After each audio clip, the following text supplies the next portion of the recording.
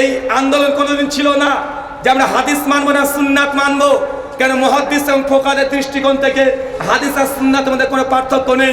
সুন্নাত ব্যাপক অর্থে ব্যবহার করা হয়। মুহাদ্দিসগণ যখন আকীদার উপরে গ্রন্থ রচনা করেছে তখন কিতাব সুন্নাহ এই নামে গ্রন্থ আছে না নাই? ইমাম লালকে রাহিমাহুল্লাহর কিতাব সুন্নাহ গ্রন্থ আছে, ইমাম মানাফি রাহিমাহুল্লাহর কিতাব সুন্নাহ গ্রন্থ আছে। মূলত গ্রন্থগুলো আকীদার নাম দিয়েছে সুনান বা সুনান আবু দাউদ, সুনান তিরমিজি, সুনান নাসাই। ভাই এই হাদিসের গ্রন্থে কি শুধু সুন্নাত আছে না হাদিস আছে? শুধু হাদিস আছে না সুন্নাত আছে?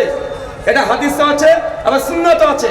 যখন তারা বলবে যে হাদিস মানা যাবে না সুন্নাত মানতে হবে, ওই ব্যক্তিকে পাল্টা প্রশ্ন করেন যে হুজুর আপনার কথা ধরে নিলাম, বুঝে নিলাম যে হাদিস মানা যাবে না সুন্নাত মানতে হবে, তো হাদিস কাকে বলে? হাদিস কাকে বলে?